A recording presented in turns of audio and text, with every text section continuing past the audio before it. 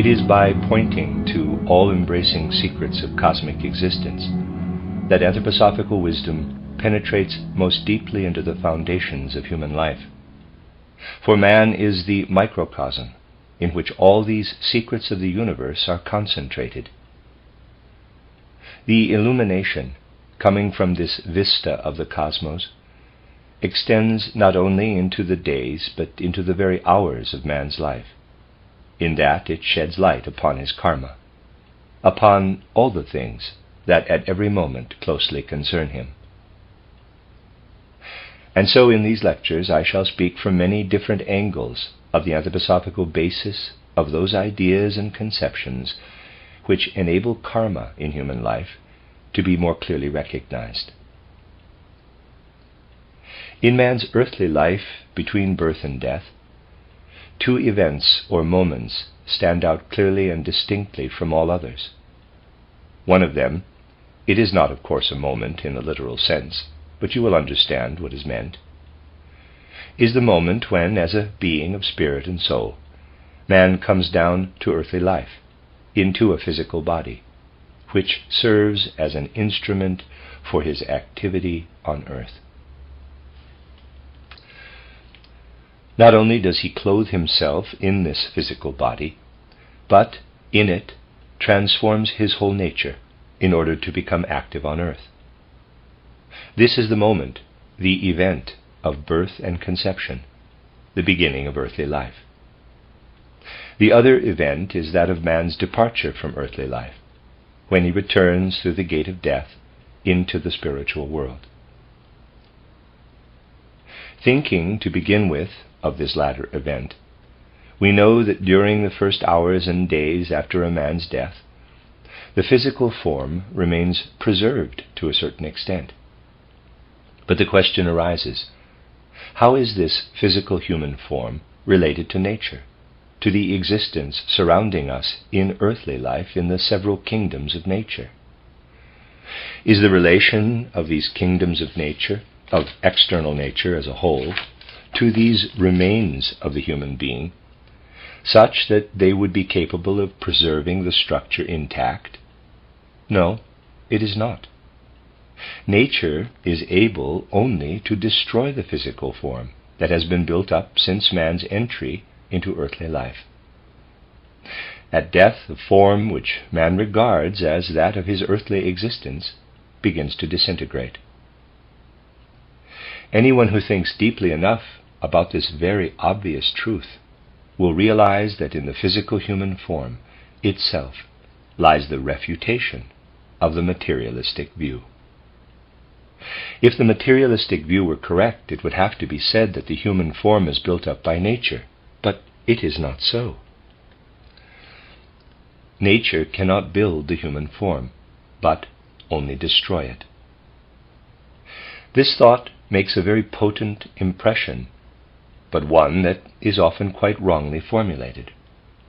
It remains in the unconscious region of the soul, making itself strongly felt in everything we experience concerning the riddle of death.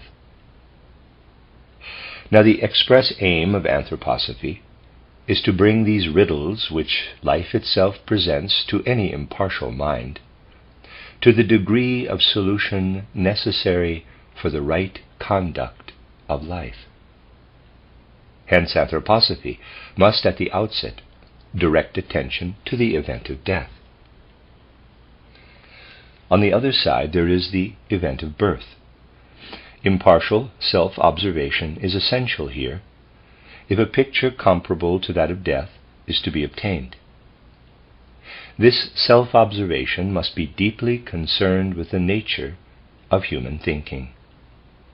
Thinking can be applied to everything that goes on in the physical world. We form our thoughts of what goes on in the world.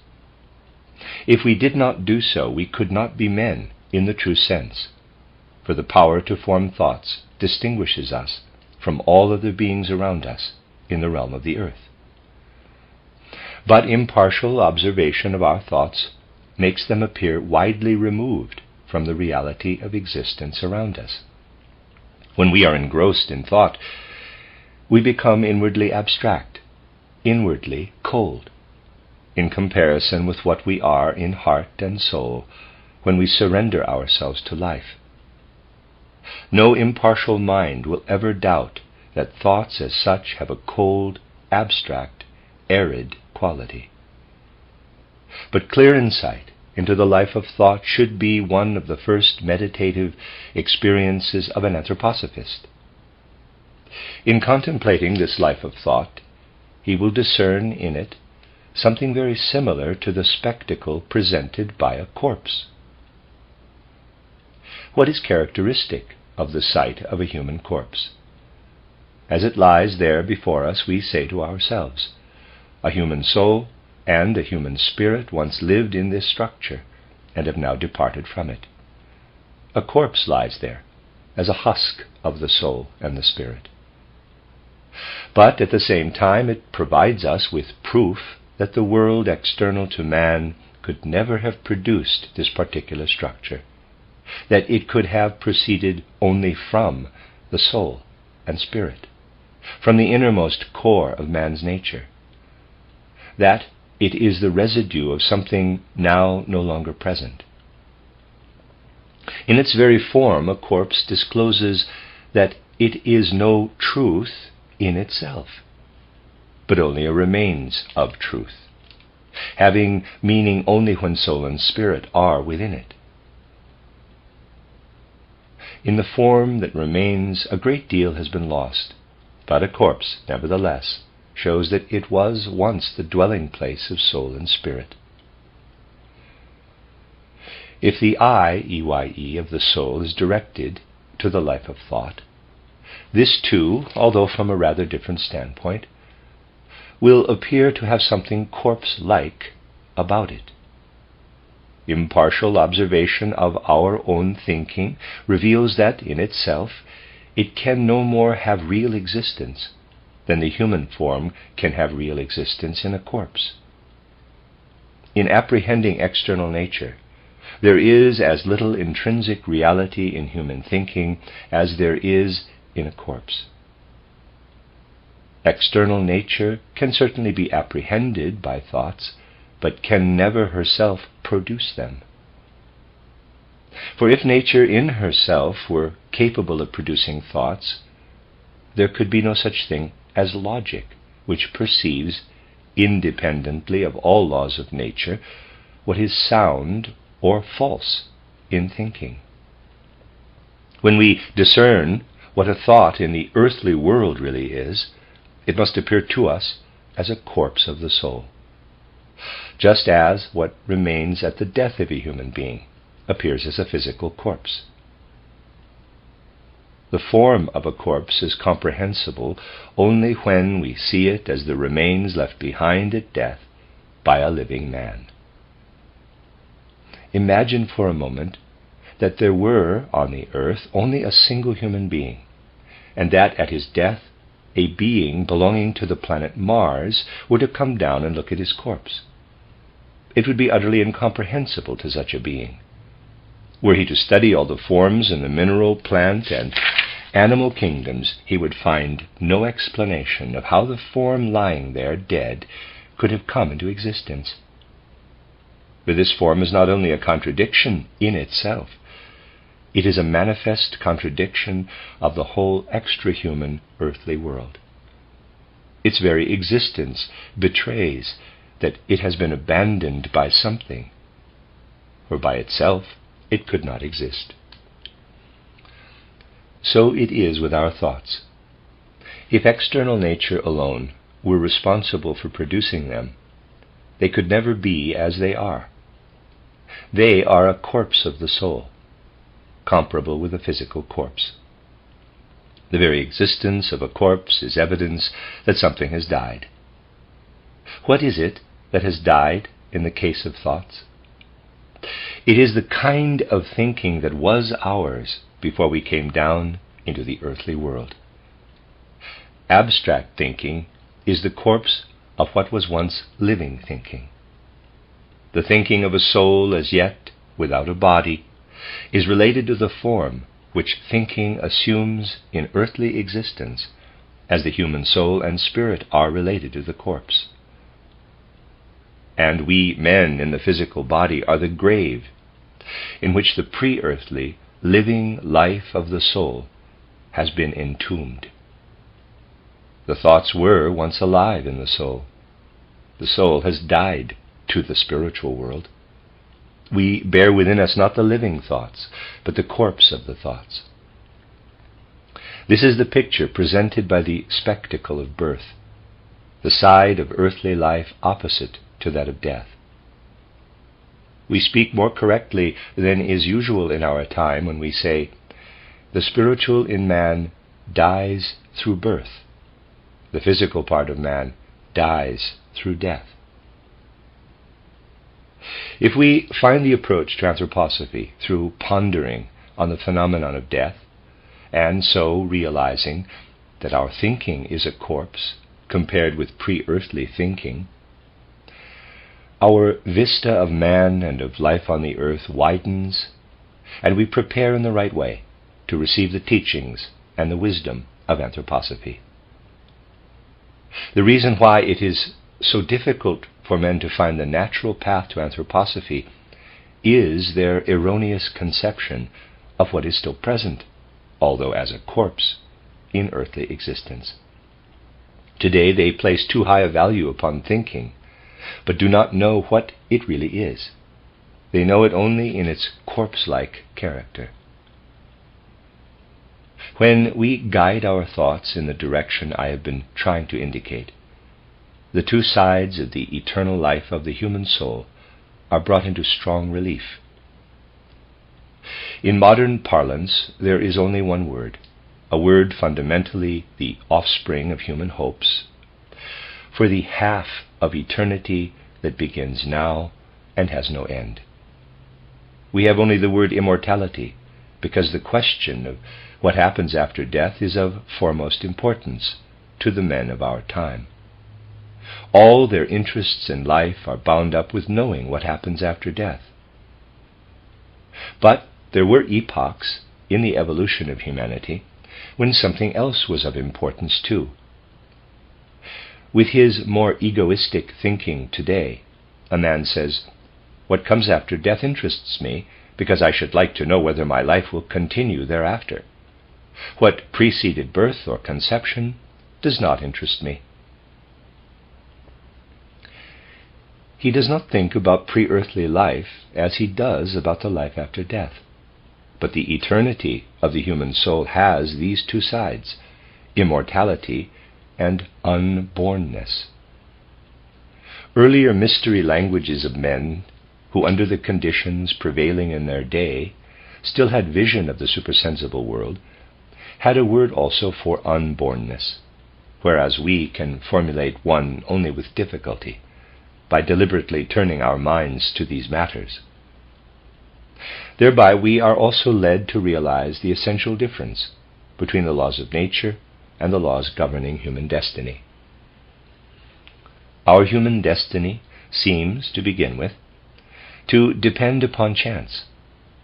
Acting upon some urge or impulse, we achieve one thing or another, and have to admit, in respect of ordinary life, that in innumerable cases the destiny of many a really good man brings him hard, painful, and tragic experiences, whereas it will often happen that to one whose aims are far from good, life brings no hard but actually happy experiences. With our ordinary everyday consciousness, we do not perceive the connection between what proceeds from our own soul and the destiny that befalls us. We see that the good may be followed by heavy blows of fate, and that evil is not necessarily followed by anything except relatively favorable destiny. In the happenings of nature, we perceive how, under the sway of necessity, effects follow causes. But in respect of the spiritual reality in which our normal life is contained, this sway of necessity is not in evidence. Nevertheless, an impartial survey of our life impels us to say, we ourselves have sought the stream of our destiny. Let a man who has reached a certain age in this incarnation observe his earlier life quite objectively and impartially. He is, let us say, 50 years of age, and he surveys the course of the years back to childhood. He will then perceive how, following some inner urge, he himself made the approach to everything that befell him. It is not always a pleasant experience. But as he follows the events of his life backward, he will be obliged to admit, in respect of those that were really decisive, that he made straight for those events in time, just as he may make straight for some point in space. The stream of destiny issues from ourselves. And so it is understandable when men such as Goethe's elderly friend Knebel say that observation of human life clearly reveals a plan running through it from beginning to end. True, this plan is not always such that in looking back over it, a man will always insist that he would act in the same way again. But when he closely observes the details of his actions and their consequences, he will always perceive that an inner urge led from the earlier to the later. Thus are the various events in our lives explained. And this enables us to perceive that the law, taking effect through our moral life of soul, is entirely different from the law taking effect in the life of nature. All this helps to create the attitude which should be adopted toward the spiritual investigator, who, from his vision of the spiritual world, is as well able to describe the laws governing the forming of destiny as the naturalist is able to describe the laws of nature. And to understand the working of spiritual law in the universe is the task of anthroposophy in our present age. You will remember that in the book titled Occult Science, an Outline, also known as An Outline of Esoteric Science, and elsewhere too, I have said that the moon shining down upon us from the heavens was once united with the earth, that at a certain point of time the physical moon separated from the earth, and in a future age will again unite with it. Now it was not only the physical moon that separated, but with it went certain beings who were on earth when the physical moon and the earth were still one body. When we think of the spiritual treasures that have been contained in the evolution of humanity, we shall be led inevitably to the conclusion that although in our present age men are exceedingly clever, and nearly all of them are, yet they are not truly wise. Treasures of wisdom, expressed not in an intellectual but in a more poetic pictorial form, existed at the beginning of man's evolution on earth, scattered through mankind by great teachers, primeval teachers, who lived among men on earth. These primeval teachers were not incarnated in physical bodies, but only in etheric bodies, and relations with them were different from relations between physical human beings. These teachers moved about the earth in etheric bodies, and a man whose guide and leader they became These teachers moved about the earth in etheric bodies, and a man whose guide and leader they became felt in his soul their nearness to him. He felt something like an inspiration streaming into his soul. It was like an inner flashing up of truths, of visions too, for the teachings were imparted in a spiritual way. In that epoch of earth evolution, beings were really of two categories, the visible and, for physical eyes, the invisible. Men did not clamor for sight of those beings who were not visible, for they were able to receive their teachings without seeing them. Men heard the teachings rising up from within their souls and said to themselves, quote, "One of the great primeval teachers of humanity has now drawn near to me." Close quote.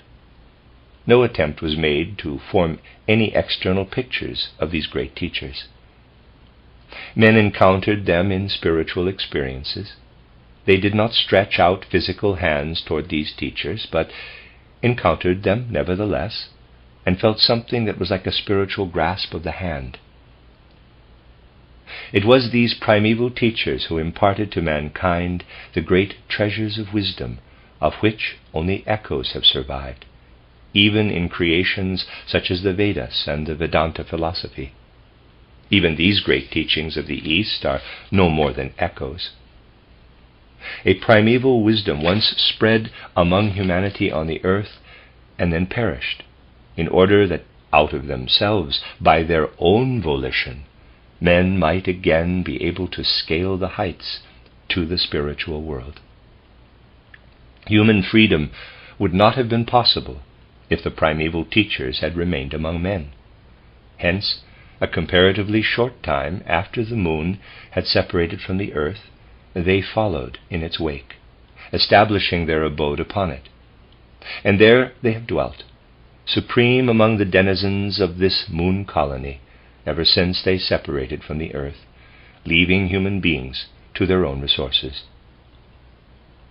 Although we who pass from one earthly life to another no longer meet these great teachers on earth, we do so very shortly after passing through the gate of death.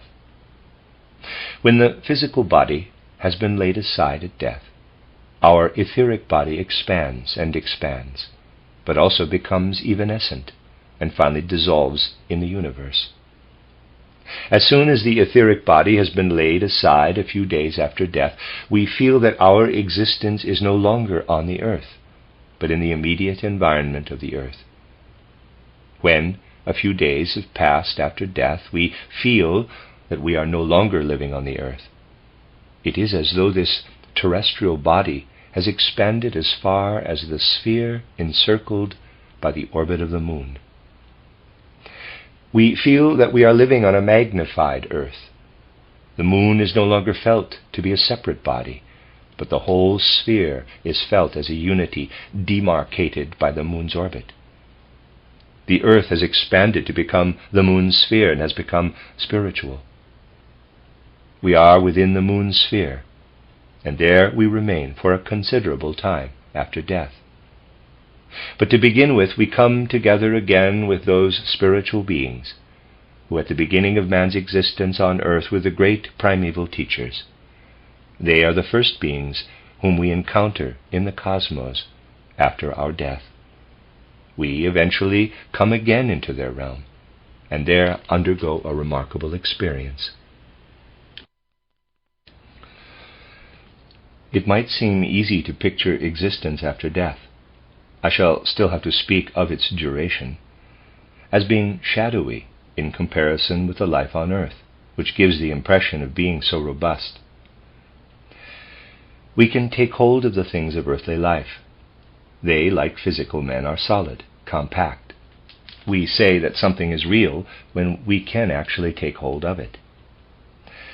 But after death, this robust earthly life seems like a dream. For entry into the moon sphere brings us into an existence where everything seems to be much more real, much more saturated with reality than can ever be the case on earth. This is because the great primeval teachers of humanity, who continue their existence in the moon sphere, permeate us with their own being, and enable everything to appear to us with greater reality than that which, as men of the earth, we experience in the things of the world.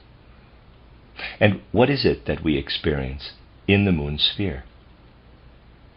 Our experience of earthly life is, after all, fragmentary. Looking back over earthly life with ordinary consciousness, it appears to us as a single continuous stream. But what has it been in reality? A day that has already become shadowy was followed by a night of which ordinary consciousness has no remembrance. Another day is followed by another night, and so it goes on.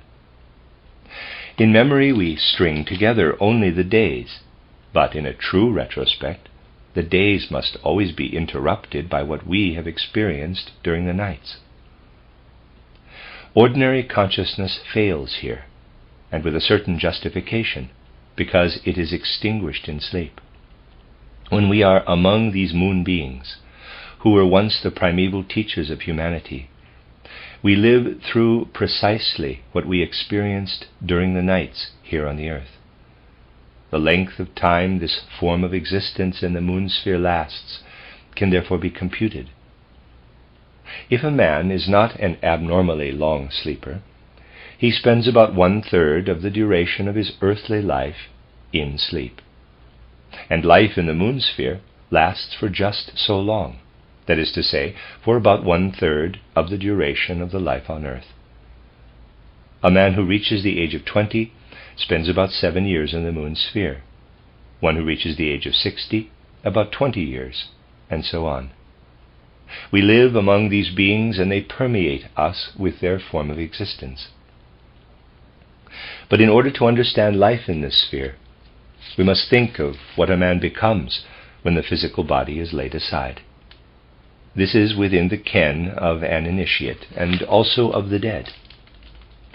The moment a man has left the physical body behind at death, he is within the world that is outside that body. If, as I stand here, I were to go out of my body, I should first of all be within this table here, and then more and more deeply within everything around me in the world, only not inside my own skin. What was hitherto my inner world now becomes my outer world, and everything that was formerly my outer world becomes my inner world. My moral life, too, becomes outer world. Suppose that I once gave another person a box on the ear in anger, and my action made a grave moral impression upon him. Now I live backward over my life to its 40th year, when I injured him in this way. In my life I may have laughed about the incident, but now I experience not what I experienced at the time, but his physical pain, his moral suffering. With my whole being I am within him. In reality it was the same every night during sleep, but then it remained below the level of consciousness. It was a picture only, not an actual experience. After death, when we are permeated with the substance of the great primeval teachers in the moon sphere, the experience is infinitely more intense than it was on earth. What on earth is like a dream is in yonder world a far stronger reality, and this is what we experience. This same intense reality is experienced, too, by one who, with clairvoyant consciousness, is able to follow a human being on his way after death, and, through the attainment of inspiration and supersensible vision, to live with him as a real presence. Then we realize that the experiences through which men pass after death have far greater intensity and reality than the experiences undergone before death. And to experience what a human being is undergoing in his existence after death makes an incomparably stronger impression than earthly influences can ever make. To give you an example, some of you will certainly be familiar with the figure of Strider in my mystery plays. The figure of Strider is drawn more or less from real life. Such a personality existed and interested me profoundly. I followed the external life of this personality, who is portrayed with certain poetic modifications in the figure of Strider. You know that I have written 4 mystery plays, in the last of which Strider dies. In 1913, when this 4th play was written, I could do no otherwise than let Strider die. And why? As long as the prototype of Strider was living in the physical world, my attention had been focused upon that prototype. But in the meantime, this prototype had died. The whole man interested me so deeply that I continued to follow him, and the impressions coming from his life after death were so strong that they completely extinguished all interest in what he had been in his life on earth. Not that the sympathy had waned, but it was simply not adequate after one had followed what he was experiencing after his physical death. In order to give these tremendously strong impressions some kind of poetic form, I was obliged to let Strider die, because his prototype had passed into the after-death existence, and the impressions coming from that were infinitely stronger than those of his earlier life on Earth. This had practical consequences. One or two friends guessed who Strider's prototype had been in real life, and with a certain noble devotedness set about investigating his literary estate. When, with great delight, they brought their findings to me, I was obliged involuntarily to be rather discourteous, because these findings did not interest me in the slightest. The strength of the impressions of the life after death effaced any interest in relics of the earthly life brought me by friends, and so indeed it is. These impressions, which are due to the fact that the moon beings imbue their very substance into man, drown everything that can be experienced in earthly life and infuse reality into existence. Hence, too, the compensatory deed is fraught with greater reality, since it results from experience of what a particular action signified to the one against whom it was directed. And our experience of what the other suffered is stronger than that caused in us by our own action. Out of the experiences we undergo after death, in the realm of the great primeval teachers of humanity, the first seed of karma is formed. For there we resolve to make compensation for what we have done. Resolves, intentions here take actual effect. On earth the good does not always seem to be followed by good, nor evil by evil. But the resolves taken in a world of far greater reality than the earthly world, the experience that we ourselves must make compensation for what we have done, these resolves will lead in the later life to actual adjustment. It is my intention to describe to you how karma gradually takes shape for a new life, when, having lived through the time between death and rebirth, a man appears again in another incarnation. During the first period after death, through our communion with the moon beings, we form the resolve to fulfill our karma. I shall therefore try to give you a concrete picture of the stages by which in the life between death and a new birth, man's karma is formulated.